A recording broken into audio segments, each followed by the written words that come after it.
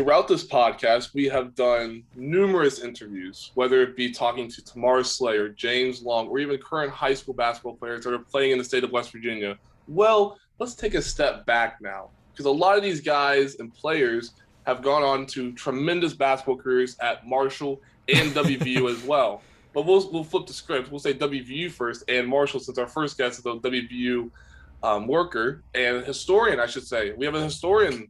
But as always, we always have to reintroduce the skipper, CJ Harvey. So, CJ, welcome back to the program. I'm not quite a historian, but maybe one of these days I'll be getting there. But we were definitely talking to the guy that knows his stuff today. When you're a so I'm historian, excited. Man, that just means you're old. Wise, John, wise. You're just full of wisdom. Right. I'm just surprised that John doesn't have like a bunch of those like books that you see behind you all on the bookshelves, and he's gonna dust them all off. The sliding. Oh, there it is. There it is. Well, he needs the sliding ladder so he can go up to like the 12th shelf and pull something from 1942 down. I can do that. It does not surprise me one bit. But as you probably know, and you probably recognize the voice as well, we are joined by West Virginia historian and avid music lover, which we'll get into a little bit later on, John Antonik. John, welcome to the program. Thanks for having me, guys. Well, we're just excited to have you because I told CJ about this, and I just said, okay, who better to talk WVU basketball than John Antonik? Yeah, like we said, you're a historian. And people that don't follow you on Twitter, they're missing out, quite frankly. I'm just saying. Well, if you know West Virginia University athletics, you know John Antonik. There's no question about it. But maybe what the people don't know, John, did you play sports? Are you a basketball guy, a football? What? I did them all, but I focused on football and baseball in high school. I played at Magnolia. You see, where I grew up, Wheeling Central, I had Skip Prosser was the coach in. So we always put our basketballs away in February and started practicing baseball because Gotcha. Central owned the district and the section. And so that's why we were good in baseball, because we were practicing early in baseball. Gotcha. Yep. What position did you play on both sports? I played receiver and defensive back in football. You wouldn't know that today by how much weight I've added.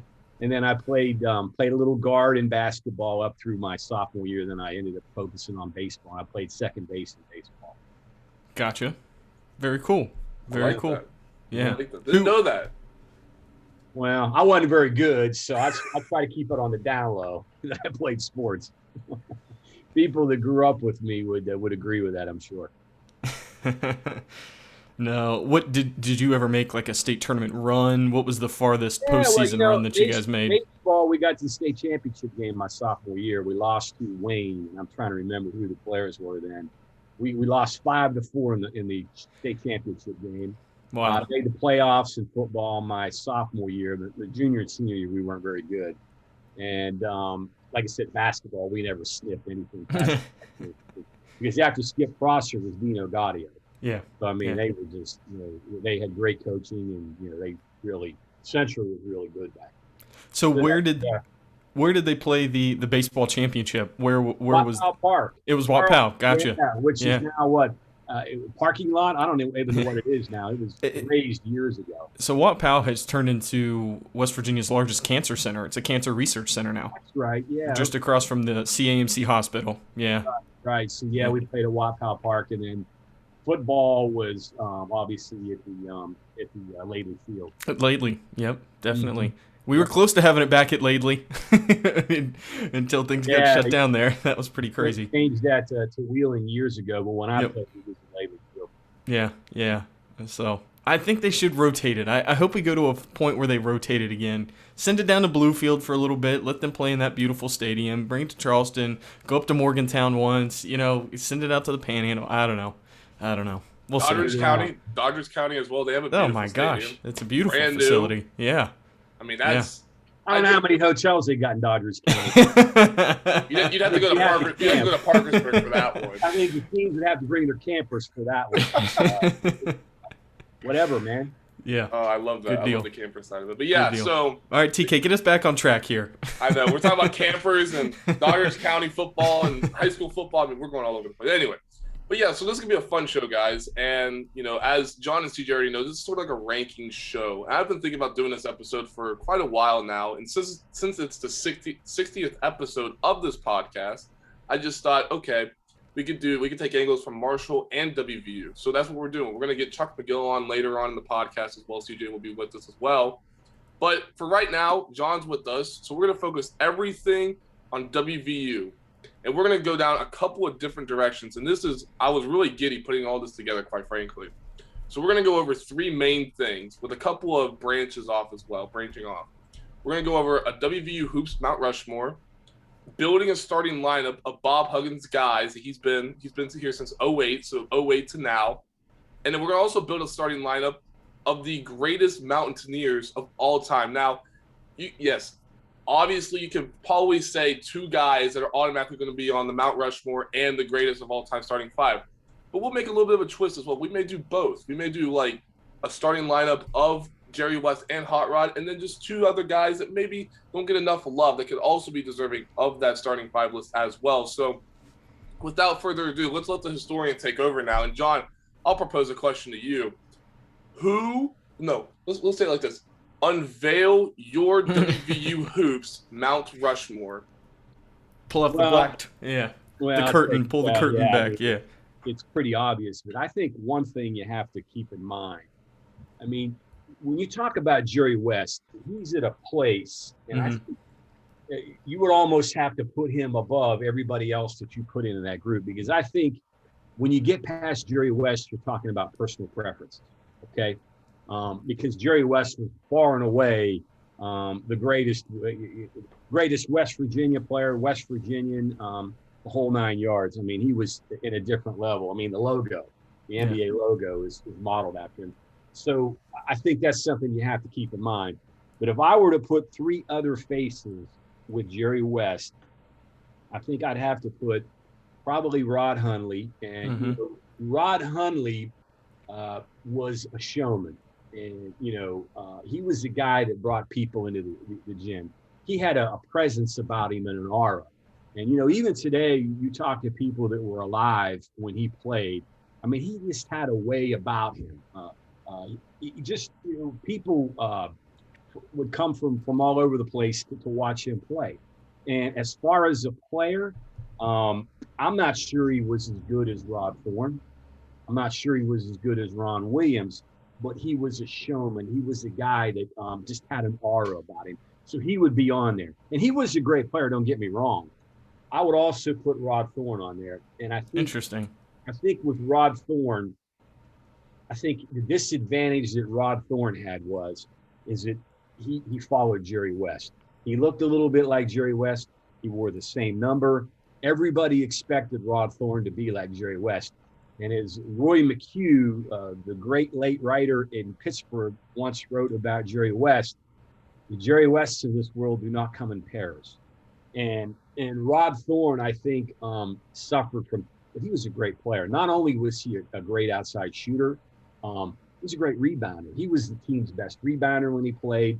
He was the number 2 overall pick in the NBA draft the year that he came out. He would be a guy that would be on there. Hundley was the number 1 player. And there's a funny story around that. The Lakers ended up drafting Hundley. The guy got talked into picking Hundley because the guy wanted to make money. He was a draw. And really, Hundley used to say that Ralph Sampson was the biggest NBA bust since him. So that was the way Rod always approached it. But my 4th one would be Ron Fritz Williams. And you're old school, man. All old school dudes here. Yeah, and I'll tell you the thing about Fritz. Fritz was our Jackie Robinson, and he was the guy that integrated basketball, and he had a lot of offers. When he came out of high school, he could have gone anywhere in the country, and there was a lot of pressure on him to come to West Virginia. Could have gone to Michigan, and where Michigan was already integrated with Cassie Russell. They had been to the Final Four.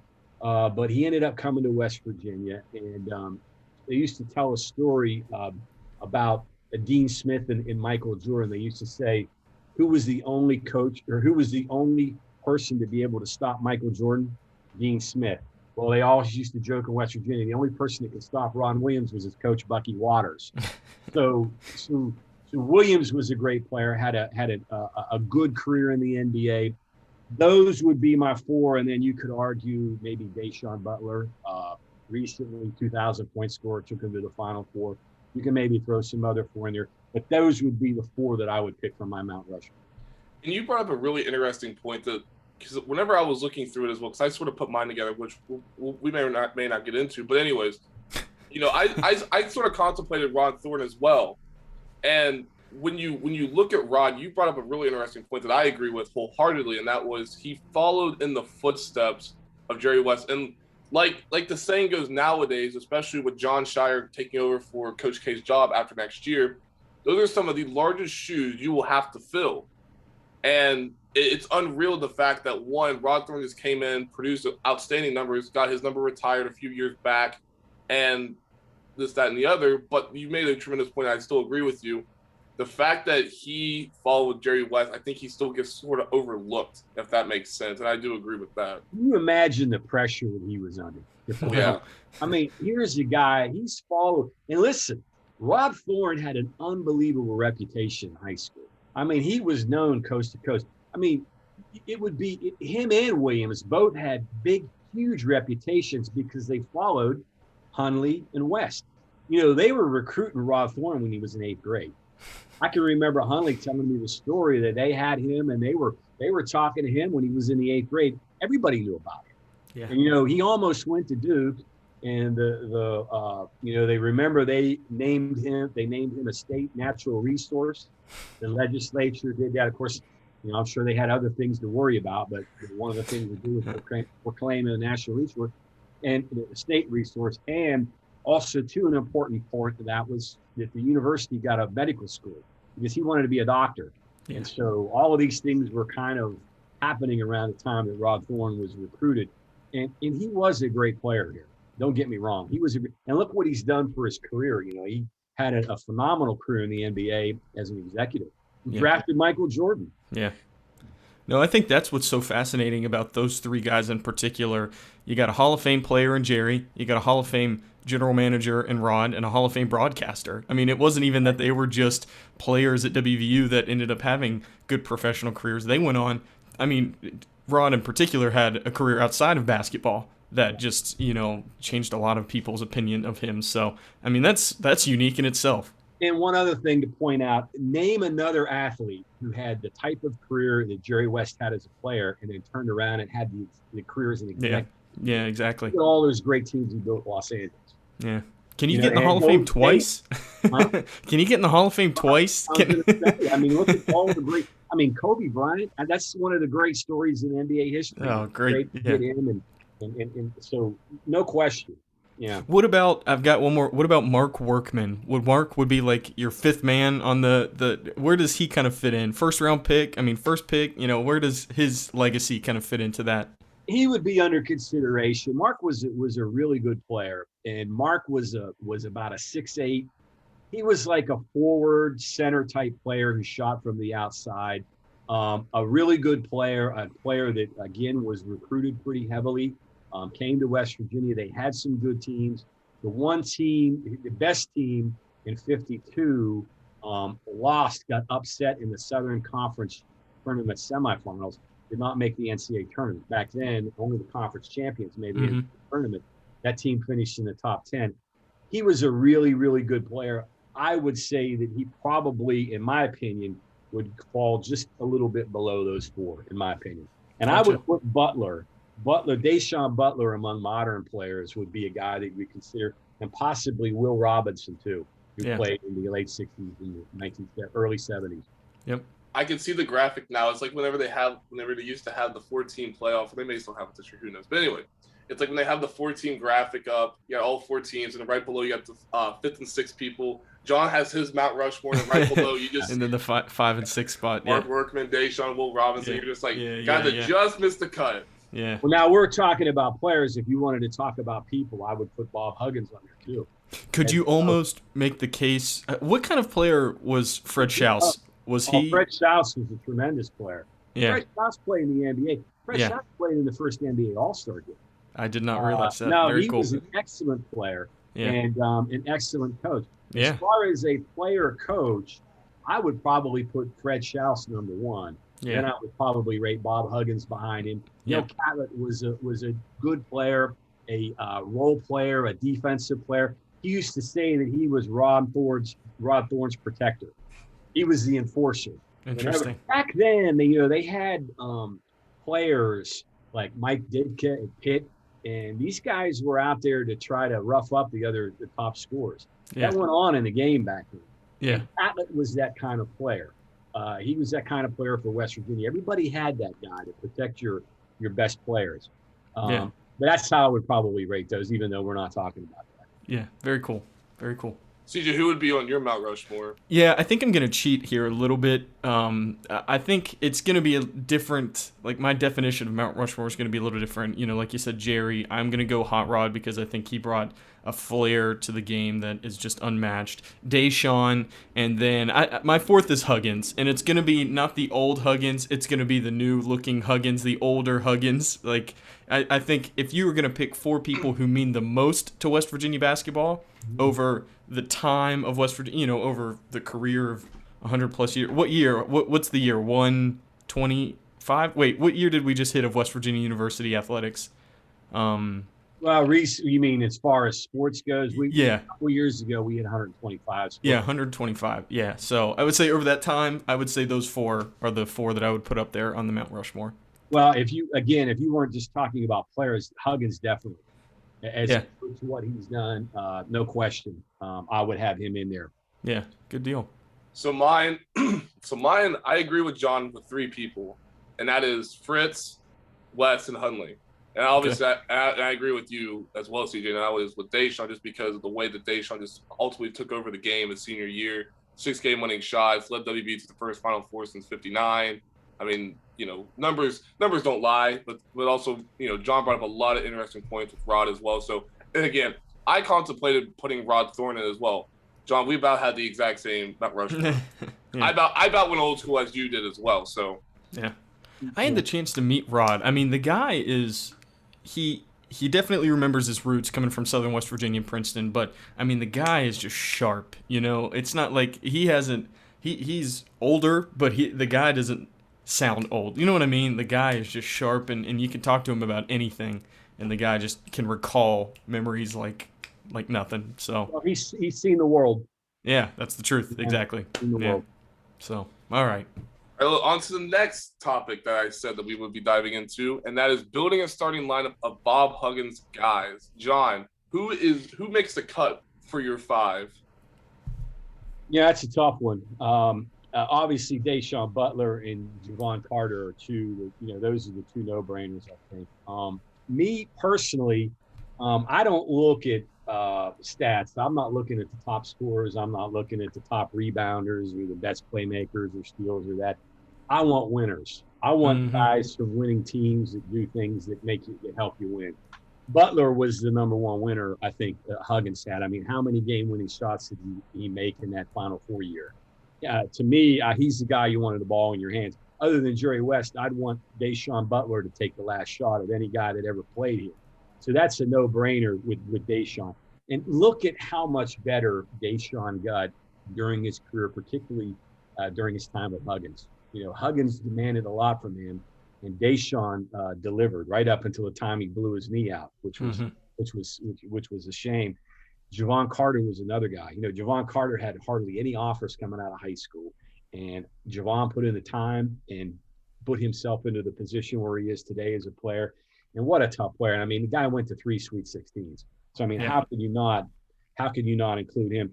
The other 3 that I have on there, and I have some guys that also I would put in there. I think KJ was a guy, loved the way he played. And as well as I do, he should have been the Big East Player of the year that Jay Crowder got it. He got robbed. Yep, I agree. He averaged 20 and 10 rebounds. And although that wasn't one of West Virginia's stronger teams, what a player he was. Probably I would put Devin E Banks in there. Devin E Banks was an unbelievable defender out on the wing. You go back and you look at that Final Four team, man. He made them. I mean, look at that Kentucky game. Look at how he affected all those shots and all those missed threes that they had in that game, which to me, I think that Kentucky win was the greatest win in school history. Even better than when the 57-58 team went down and upset Kentucky and North Carolina in the KC, because that Kentucky team had 5 NBA first rounders on. Yep. I mean, you're talking about I mean, when you put talent stacked up to talent, that was David versus Goliath. And I can remember Mitch Vingle, we were at the Carrier Dome, and Mitch Vingle came up to me and he says, "Do you think West Virginia even has a chance in this game?" I'm like, "Well, we'll see. We'll see what happens." And they did. They beat him. And E Banks was a big reason why, because he affected all those shots. He was so long, such a great defender. It's a shame he didn't have a longer NBA career, because I think he had a lot of ability. He would be a guy that I would put in there. And then I guess the last guy I would put in there, even though he didn't have a big sample size, would be Deuce. I think Deuce was, to me, a tremendous player. You wonder what would have happened had he had another year, played another year with West Virginia, another year with Huggins. You go back and you look through Huggins' career, the guys that have stuck with him, I think immediately of Kenyon Martin. Kenyon Martin was not very heavily recruited come out of high school. And he had the opportunity to leave after his junior year, went and tested the waters and talked about it with Huggins, and ended up coming back, and ended up, even after breaking his leg, was the number 1 overall pick in the draft. And Huggins had 2 top 6 picks that year, the year that Martin went out. So he's always had a great reputation for developing players. That would be my 5. And there would be a couple of other guys I probably would consider in there. I think Joe Alexander, the one year, he had that month where he blew up and was just dominant for the last month of his career. Devin Williams is a guy that was a terrific rebounder. Another guy I kind of wish he would have hung around another year, how he would have done. And then a personal favorite of mine, I like Joe Mazur. And I'll tell you why. Go back and look at that Kentucky game and look what he did in that game. Scored by all those points when nobody expected it. Yep. Go back and I can remember a game. If you remember Joe's, I think this was the sophomore year when they beat Duke down in D.C. to get to the Sweet 16. And he was digging out every loose ball. And I can remember Mike Krzyzewski after the game pointing out what a difference Missoula made. He was just a winner. And he's proven that as a coach. He's in the NBA now as an assistant coach. I like winners. I'm deferential to winners, and I think all those guys that I picked are winners. That's interesting that you brought up Deuce, for the matter of the small sample size that he had. People knew that if he stuck around another year, people would have been like, okay, that cat can go. I mean, he could already play at a high level, but the fact that that small sample size we keep referring to, that elevated him, I think, to the point where he was a high second-round pick. He could have been, quite frankly, I'm surprised he didn't go in the first round, in my opinion. But that's neither here nor there. But that's an interesting point with Deuce. I do agree wholeheartedly with Javon and Deshaun as well. And you brought up a lot of other great guys as well. CJ, who do you got? Yeah, a lot of similar names. The Huggins sample size isn't massive, so you are going to be picking a lot of the same guys. I think you can easily pluck several of those Final Four guys off of, that list. I also have Deshaun, Devin. I went with Joe Mazzulla in my starting 5, Carter, and then I went Derek Culver as my 5. And then coming off the bench, Deuce and Kevin Jones. I think talk about a lot of heart, all of those guys. I think the only one in there that you might have questioned his heart was Culver, but I think time and time again he did prove that he cared about the team and the program and the other guys around him, although he didn't always make great decisions, and I'm not sure that leaving was the best decision that he made. But at the end of the day, Culver was just, when he was on, I mean, he could not be stopped. And so that's kind of my 5. I got KJ and Deuce coming off the bench, though. So I'm going to be a little bit different. So you guys brought up different guys. I'm going to bring up a different guy, a guy that I think people forget that he actually played 2 seasons with Huggs, literally right whenever Huggs got the job at WVU, and that's Alex Ruoff. John, you brought up a great point with Deshaun. You know, in that time that Deshaun was with Huggs, you could see the development in his game just elevates. I mean, think about it like this. In Ruoff's first 2 seasons, he scored 30 points his first season, and then right around 400 points his second season. In the next 2 seasons, he recorded 72% of his total career points in 2 seasons. He scored 1,029 points in 2 seasons as Huggs was head coach at WVU. So, again, the elevation and just the way that Huggs develops players. I mean, we mentioned Deuce, Kenyon Martin as well. John brought up how Huggs had 2 guys in the top 6 in the NBA draft. Remember, Martin was drafted number 1. I think that's one of Huggs's most underrated aspects of his game, and a lot of people don't really see that often, I guess you could say. But yeah, I got Ruoff with Miami. Obviously, Javon, Deshaun, KJ. I'm with CJ as well. I really like Culver as my 5, so I got Williams coming off the bench. But yeah, Ruoff's definitely my shooting guard just because I need a shooter other than Deshaun. I mean, I know that Javon is in the top 5 all time in 3-pointers made, but you need a sharpshooter like Alex Ruoff. And quite frankly, I was a big Ruoff guy, so I'm going with my guy Alex Ruoff with my 2. But John, I have another question, and I was going to ask you this, but you answered it, which I'm glad you did. But outside of Deuce and Culver, we've already mentioned those 2. Outside of those 2 guys, are there any other players in the last 2 years that you could probably give consideration to from these last 2 teams that Huggs has coached? Last 2 years, I'm not sure. I'm not sure yet. You know, Taz Sherman has a chance to have a really good year.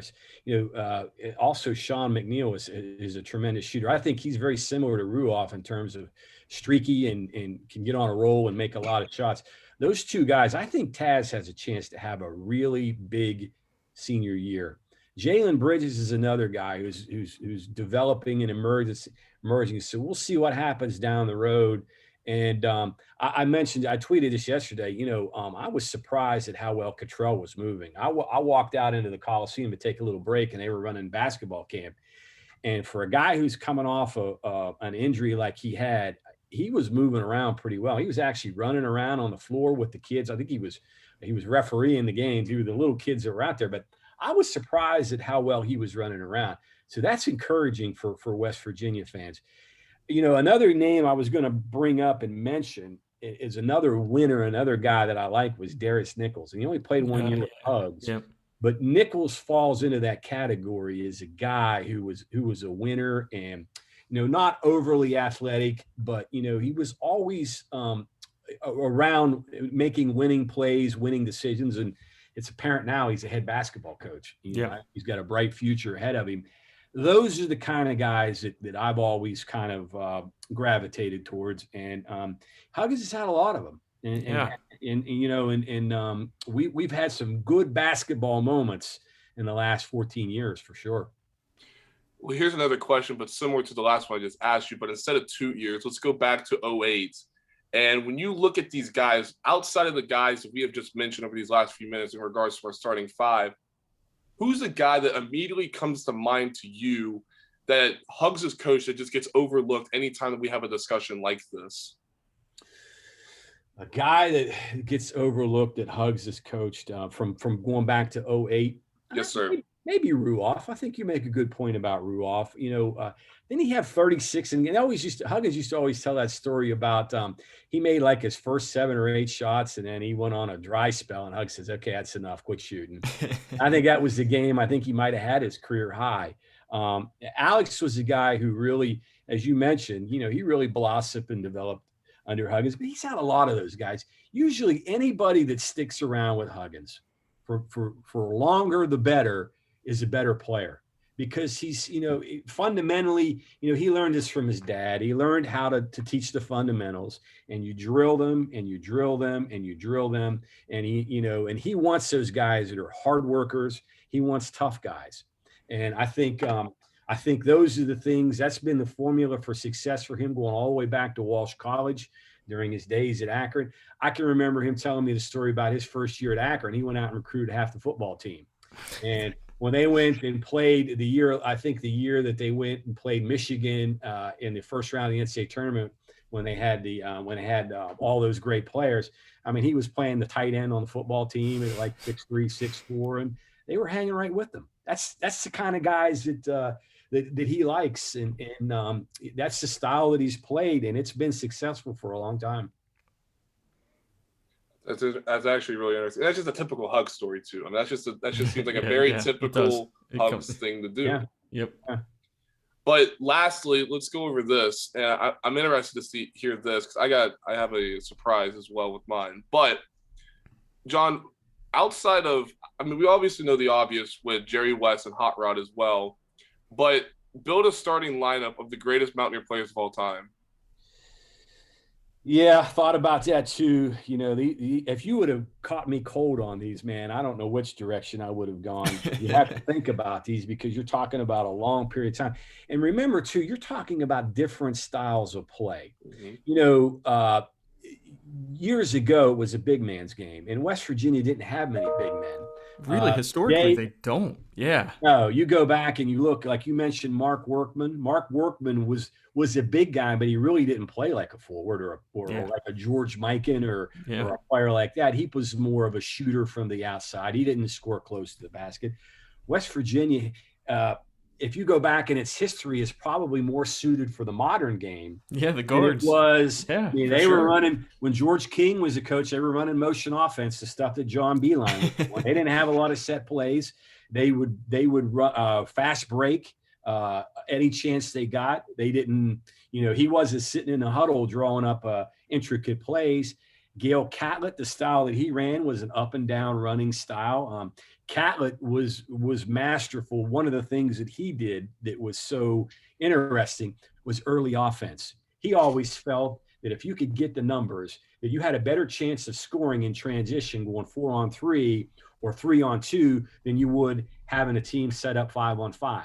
And I can remember Catlett telling me that when he retired, there were a lot of coaches that were calling him all the time, asking him to come out and lecture about early offense and how you can get, shots in certain transition situations. And I can remember, and I would watch Oklahoma when Lon Kruger was coaching the team, and I was thinking, that's the stuff Catlett was doing, with Trey Young and those guys running down in transition and getting those shots as quick hitters.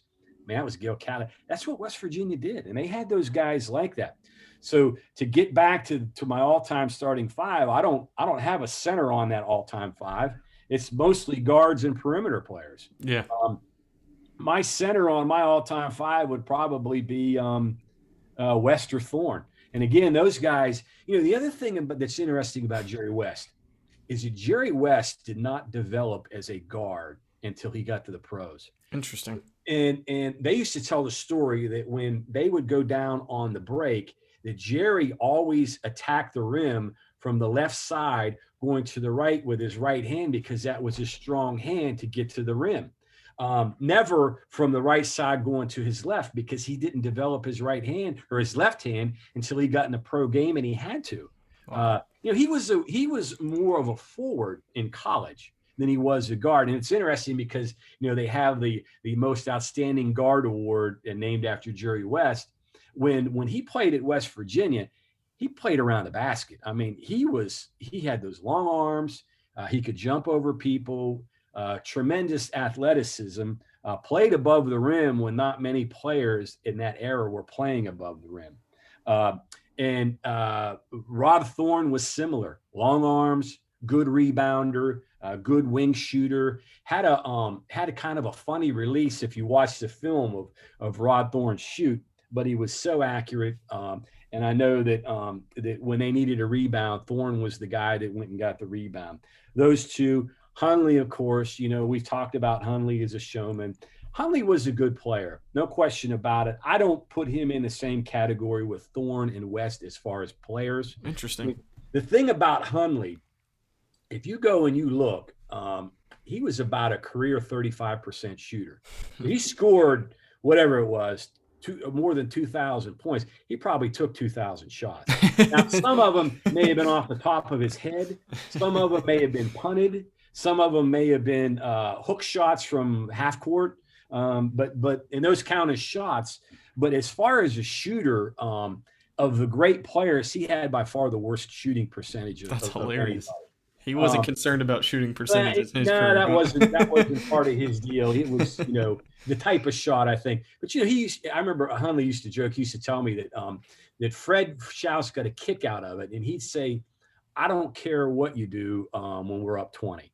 You can punt the ball up in the stands. You can go and do all your antics, whatever you want to do. But let's make sure we got the game under control before you start doing that stuff." And to his credit, Hundley did that. He did not do the clowning and the things that he did until the games were in hand. But once they got in hand, then all bets were off. And those stories that you hear, most of them are true, believe it or not. So those three, I've got Ron Williams in there again, a guy that contemporary people would not probably remember, but he was a terrific player. And I know if you're a student of West Virginia high school basketball, one of the greatest state championship games of all time was Weir and Beckley. I don't know if you've researched that game. It was at the field house, but it was one of the terrific games ever in the state tournament history. And when Williams played in Weirton, no matter where they went in the valley, there were legions of fans that would go and watch him play. Very cool. And he would go to a gym and he would fill up the gym, and people would actually go and hang out outside while the games were going on. That's how popular Williams was as a player. And he was a tremendous player at West Virginia. Teams were a little underachieving. They only went to one NCAA tournament. They went to an NIT. They were in the Southern Conference when the Southern Conference was dominated by Davidson. Lefty Drizel was coaching at Davidson, but he was a tremendous player, and he had a heck of a career. If you look at players that went on to the NBA from West Virginia, obviously Jerry West is number one. Ron Williams would be number two. There were years where he led the NBA in free throw shooting, averaged 15 a game one year, had an 8-year career, played with the Bucks when they had Alcindor and Oscar Robertson and lost in the NCAA finals or the NBA finals. And so he had a heck of a career, finished it up with Los Angeles. And then my last guy, I have to put Deshaun Butler in there. Yeah. And we've talked about what Deshaun means. And of the guys that would just be in that next cut, I'd put Will Robinson in there. A guy you guys probably aren't very familiar with, a guy that was all right-handed. And I used to tell the story that, the one knock on Will Robinson was that he couldn't go to his left. And like their coaches said, well, he didn't have to because nobody could stop him going to his right. He broke Jerry West's scoring record in college, averaged almost 30 a game. Javon Carter would be in that mix. You mentioned Mark Workman. Kevin Pittsong was a tremendous player for John Beilein. Had Kevin Pittsong, had Gail Catlett been here and Gail Catlett signed Kevin Pittsong and John Beilein inherited. Had Gail Catlett been the coach, I'm not sure Kevin would have had the career that he had in college. It was a blessing that John Beilein came and coached Kevin and allowed him to shoot from the outside. Mike Gansey would be a guy that I would consider. Another player that doesn't get a lot of attention by people that talk Mountaineer basketball was Damian Owens. What a tremendous, versatile player. Was all Big East, was the Big East Defensive Player of the Year when the Big East was the Big East. I mean, you're talking about some really, really tremendous players back when Damian played. And Damian was a very versatile player. A little undersized, was not a great shooter outside, but, was always around the ball, a great defensive player, a guy that I always liked to watch play. Two other ones, I think Dale Blaney was a guy that was a Catlett player who was a really, really good player. Again, probably a little underappreciated. And Daryl Prue. I remember Catlett telling me one time about Prue. Prue was the only guy that he had that could go 1 through 5. He could, if they weren't switching back then, but if they were, Prue could guard your point guard or he could guard your center. And one year when they didn't have a center, they had to play Prue at center, and he hated it. He didn't want to play center. but he did it because that's what they needed him to do because they had Tyrone Shaw and Chris Brooks at the time. Prue was a very unselfish player. Prue was not a great free throw shooter. That was probably the knock on him a little bit. A better outside shooter than he was given credit for, and a very versatile player. So those are some of the guys that I considered in my all-time top 5. That was the true historian coming out of you right there. Solid point. No question about it. No question about it. Some pulls there, man. I mean, that's you're talking about some guys that people don't you really even think about until you're probably 3 or 4 drinks in and you're reading some old books, or looking at some old photos or something. Right. Well, you got to remember, again, the styles changed, and basketball has changed a lot. When in the old days, I mean, you wanted to have a big. That's how you wanted to play the game. You wanted to score as close to the basket as you could. The 3-point shot changed that. The shot clock changed that. And think about Bob Huggins. All those things that I mentioned happened during his career.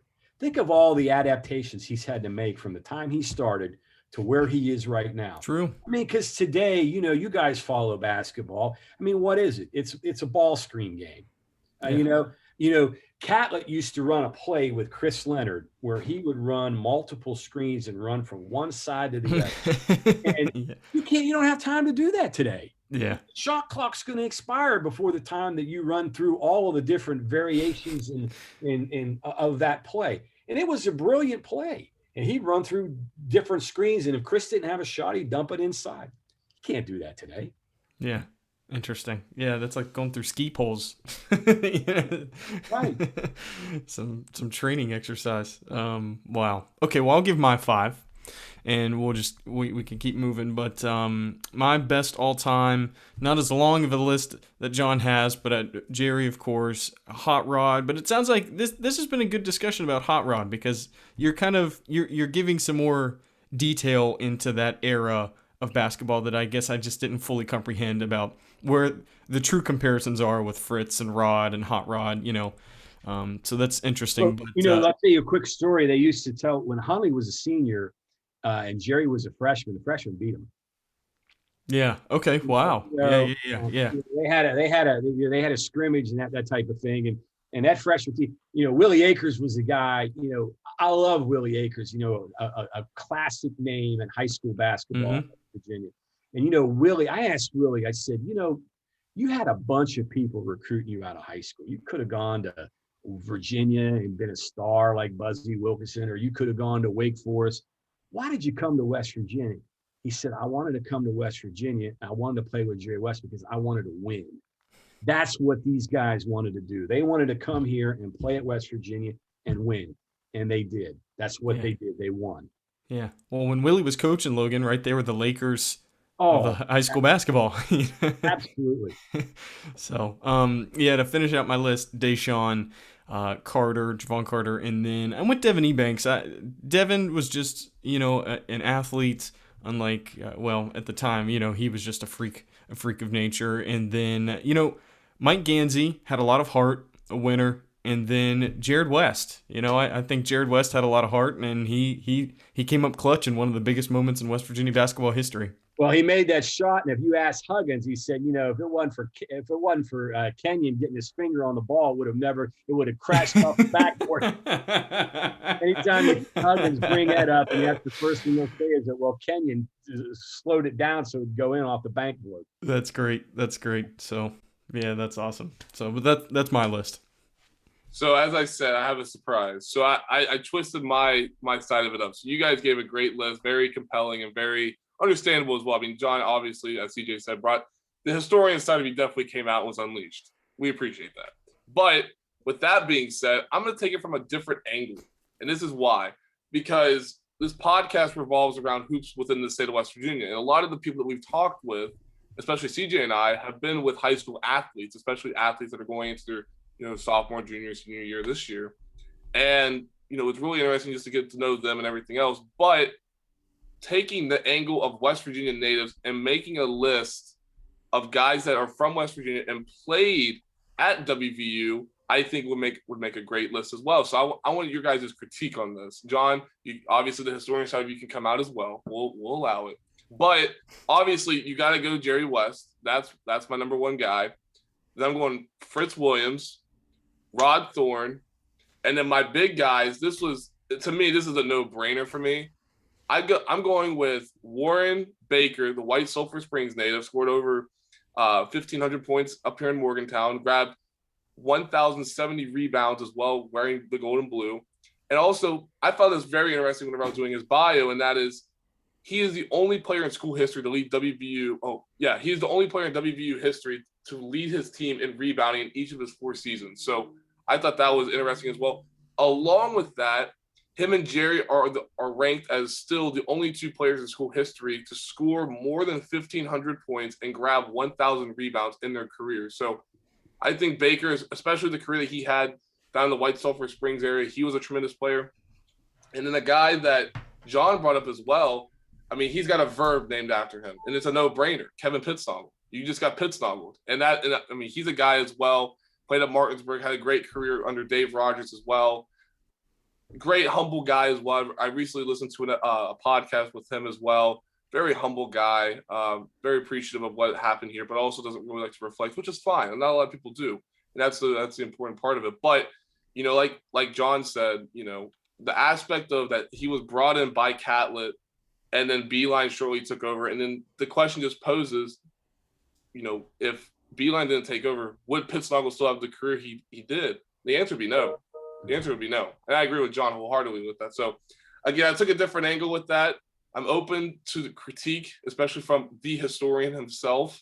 So the floor is all yours, gentlemen. Love your picks. I love the West Virginia angle, too. It just shows you, it demonstrates the number of quality basketball players that West Virginia produced through the years, even to this day. You know, when you go back and you look in history, in the 50s and 40s, I know that's ancient history, but West Virginia was right there with Kentucky and Indiana as far as producing the best basketball players per capita of any state in the country. You know, there were enough good players to go around that West Virginia could build teams that would go to the NCAA tournament, make a run at the finals, and there'd still be enough left for Marshall to have really good teams. I mean, Hal Greer, and when you get Chuck McGill on here, he's going to talk about Hal Greer, he's going to talk about Leo Bird, he's going to talk about a lot of great players. Antonik was from West Virginia. There were a lot of great players in West Virginia that played at Marshall. And then you go on into the other, Buzzy Wilkerson was an All-American at Virginia. He was from Pineville.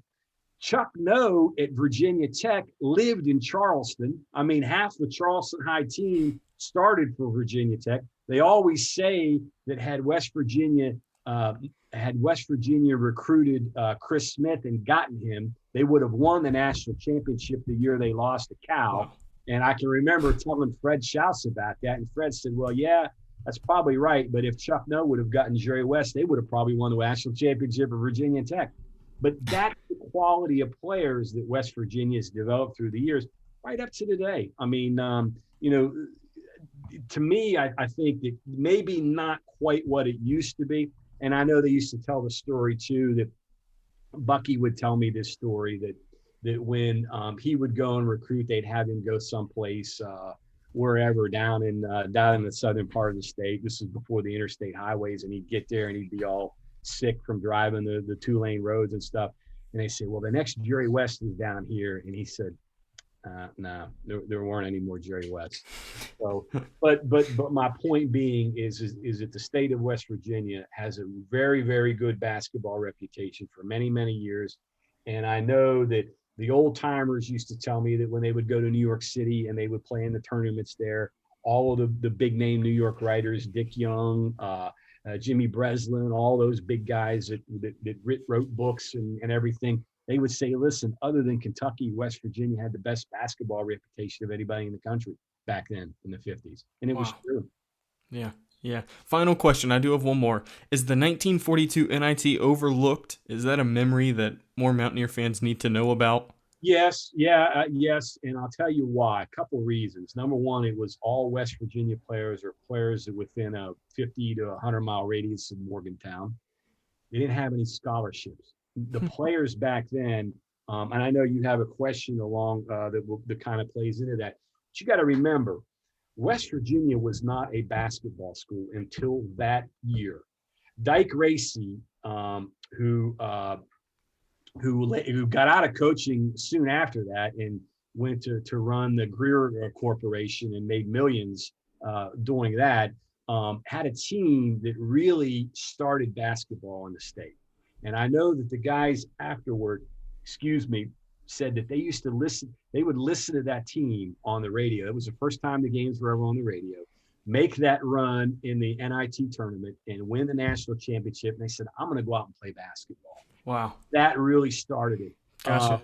And at the time, you got to remember, the state of West Virginia was at its peak population-wise, over 2 million people. The coal mines were thriving. The chemical plants along the Charleston, in that area along the Kanawha River, up through the Ohio Valley with the steel mills in Weirton along that way. You had more people here. You had obviously more guys and more people that could play basketball.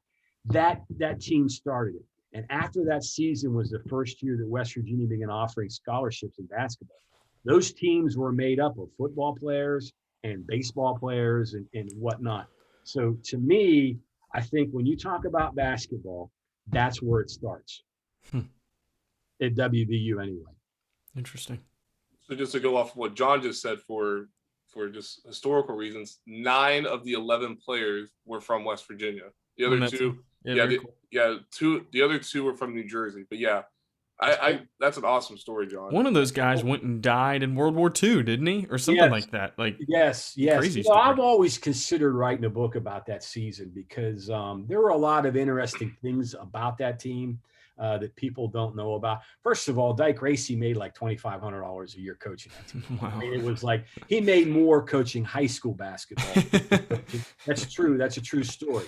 And these guys, and it was at a time when they had no big men. Their tallest guy on the team was 6'3", Rudy Barrick. It was a big man's game. This was right after they quit making the center jump after each basket. And Dyke was playing this game that it was a passing game. It was motion. It was defense. Their best player was Scotty Hamilton, who was like 5'10", 220. And the New York writers loved him because they called him the roly-poly guy.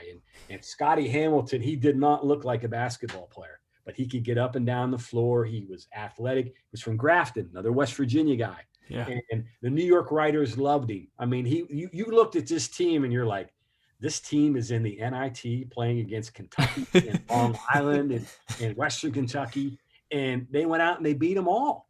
Wow. And so it was great. And again, that was the team, in my opinion, that started it all for basketball in the state, not only at West Virginia, but in other places. Wow.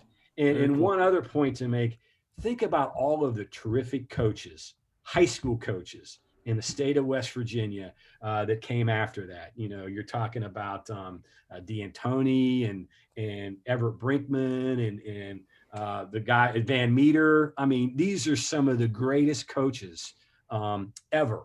And they played a style of basketball that was very appealing. And one other quick point to make, they asked Chuck Noe, who was at Virginia Tech and then later coached the South Carolina one. He said, why are you recruiting all these kids in West Virginia? And he said, I'll tell you why. I look at the box scores of the games in Virginia, and the scores are in the 30s and the 40s and the 50s. And I come and look over here in West Virginia, and these guys are scoring 80 and 90 points. And an up and down game. People love it. It's exciting. Yeah. Charleston, what a great town for basketball. Yeah. Charleston Civic Center was built because they couldn't get enough people into these gyms to watch these high school games. That's for insane. Charleston High. That's why the Civic Center was built so they could have an arena to fit all of these fans and to watch these high school games. That's what a great basketball town Charleston was back then. So terrific, just a terrific history. Yeah. Wait, one more question. You said something about they made the center stop jumping after each made basket. What is that? What rule is that? In the old days, after each basket, they would have a center jump. That's how you determine possession. It wasn't take the ball out of bounds. And it was an awful game. I mean, it was basically a big man's game. The game was in the 20s and the 30s, the score. And when that changed, Dyke Racy took advantage of it. I mean, Gotcha. he played a passing style. It was up and down. And that's when basketball became popular. Yeah. Wow. West Virginia basketball really has you look at today's game, West Virginia basketball might have changed how the game is played today. It's wild. In some respects, I think, but it was happening in other places too. But West Virginia was on the cutting edge of it, no question about it. And I remember Fred Schaus used to tell me that when Lee Patton, another West Virginia guy, coached the Mountaineers, his thing was run. He wanted those guys out and run. He wanted to get them down the floor so they could beat the team down the floor and score layups, because that's the easiest way to score when you've got guys out of position and they're not all bunched together in one part of the court. Cool. So just for historical reasons, yet again, I'm sort of pulling the John Antonik card with the historical aspect of it now. But for people that don't know what $2,500 worth in today's society as it was back in 42, it'd be worth $41,671.17. $41K to coach to be the major Division I basketball coach. How about that? Do you think Bob Huggins would want $41K just to coach now? The hometown cut. He might make that in a week. I don't know. I don't know how that equates out. What his contract equates out to. I remember Bucky Waters telling me that when he took the job in 1966, he had the opportunity to go to LSU, and the interesting story behind that is that he could have gone to LSU. They ended up taking Press Maravich and Pete Maravich. Bucky, to this day, thought he was going to get Pete Maravich to come to West Virginia. Wow! Can you imagine that? Could you imagine Pete Maravich? Now, I'm a little skeptical because I think Press was going to take Pete wherever he was going. Yeah. Bucky thought he was going to get Pete Maravich. And another interesting recruiting miss, I don't know if you were aware of this, West Virginia almost had John Havlicek. And can you imagine having a run there where you have Jerry West, John Havlicek bridging Jerry West and Rod Thorne? Be a pretty good little deal there, right? Unreal. Yeah, I did not know either of those. It's pretty wild. Two pretty good players right there, I guess. One could say that. One could say that. Yeah. Only just national champions for John Havlicek, and then obviously we all know what happened with Pete Maravich. So nothing major at all. Fred told me, he said he had him. His high school teammate was Bobby Carroll, who coached Havlicek at Bridgeport High. They had him committed, and he was going to room with Ed Bodie. And then he went and played a high school all-star game, and somebody from Ohio State saw him. Somebody from Woody's Army saw him, and then they notified Fred Taylor, and that was the end of it. Yeah. Any chance they had of hiding him and getting him to go to West Virginia ended when they noticed him playing in a high school all-star game. How about that? Yeah, it's pretty wild. Yeah. Well, John, we appreciate your time. This was awesome just because. Yeah, this was fun.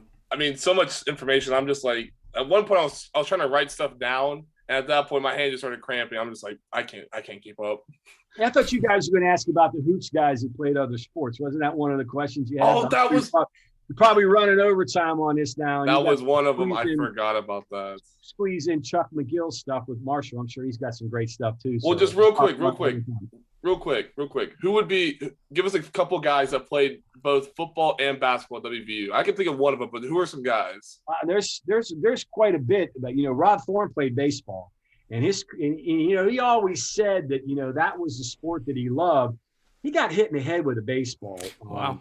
In a baseball game, and almost ended his baseball career, but it was a pretty serious deal there. He was a first baseman, got hit, a guy from right field thrown it into the infield, hit him square in the back of the head. Ronnie Retton was a tremendous baseball player, as was Bucky Bolliard. Retton advanced, I think, to Double-A or maybe even Triple-A in the Yankees organization. Now remember, New York Yankees in the 1950s and 60s, you're talking about the best players. You're talking about, what the Yankees were. Those guys, Joe Stidehar, Pro Football Hall of Famer, was a basketball player for West Virginia and a very good basketball player. A center, played center. Again, that was when they jumped after every basket, so you needed a big guy. He would be one of the big guys that you would talk about when you're talking about great historical basketball players. But there's been a whole bunch. Paul Popovich, does that name ring a bell? A little bit, Paul yeah. Popovich set state scoring records at Flemington, played for the Chicago Cubs. He was a utility infielder for the Chicago Cubs. Just a bunch of them. There's a whole bunch of them. And one other quick trivia before you go. Again, he mentioned Fritz Williams. Do you guys realize that Fritz Williams did not play college football, but played football at Weird High, and he was drafted by the Dallas Cowboys? You guys aware of that? I read about that. I did not know that. All right, he had to make a choice because he was the 9th pick in the NBA draft by the Warriors, and the Cowboys had taken him in the draft, and the Cowboys had this reputation of using computer analysis and using before it was called analytics, using data and things like that. And they were looking for athletes. They wanted guys that were fast twitch athletes. And they thought enough of Fritz Williams to draft him based on what he did as a high school football player. And he had to make that choice because they offered him a guaranteed contract to do that. So that gives you an idea of what a great athlete Fritz was. Yeah. Absolutely. I think for anybody that listens to this, Fritz Williams will be on a couple of their all-time West Virginia player lists now. We definitely swayed some perspective. Yeah, I think so too. I think we swayed some people. So another guy that I thought of as well whenever I was talking to John about this, that played both football and basketball, was Jared Brown. Yeah. Quarterback for the Mountaineers, played football, yeah. And also played basketball as well. Yep. Well, you don't have those guys today. I was thinking about guys that play 2 sports. I think probably Charlie Ward is a name that comes to mind. Charlie Ward. It was a pretty good guard for Florida State, and obviously was a Heisman Trophy winner. But it's pretty rare. It's pretty rare to do that because of the time demands that you have in both sports. Yeah. Excellent point. Well, John, I'm really glad you brought that up because if you did not bring that up, I would have completely forgotten about it, and then I would have felt very guilty. So thank you for doing that. Just because I'm interested about that, just because of what you just said, the time demanding that it takes for not only 1 but 2 sports. I mean, that's a lot to take on. So I appreciate that. You don't see it in the modern era. The only guy I can think of that did it recently besides Jared Brown, Wayne Yearwood tried it. Wayne Yearwood was a forward in the 80s and played wide receiver. Well, tried to play 1 year for the Mountaineers in the late 80s. There may have been some other ones that I've forgotten about, but it's really hard to do. Yeah, no question. Well, John, we're thoroughly thankful that you did this for us. I mean, one, just because us young guys don't really know about, a lot of these other guys you brought up, but the story that CJ brought up, the question that CJ brought up about the 42 team that that's awesome. You need to write that book. If you don't write that book, then we might have an issue. There you go. Hey, I appreciate it, guys. It was a lot of fun. There's your motivation for the day, John. I think this probably went a little longer than you wanted, but we had a lot of fun talking to some. No, it was good. It was great. Yeah. Oh no, this just makes it even better now. Because what I'm gonna do now is I'm just gonna make this in the 2 different episodes. So you just help me out. Fair enough. Yeah, I'm a little long-winded. No, enjoy it, guys. That's the best part about it. I mean, the long-winded side of it, I'm like you. I just keep going, and it's just. You brought out so many different stories and so many different names. I'm just like, again, my hand cramped. You got a lot of good topics here to talk about. Again, like I said, West Virginia sports.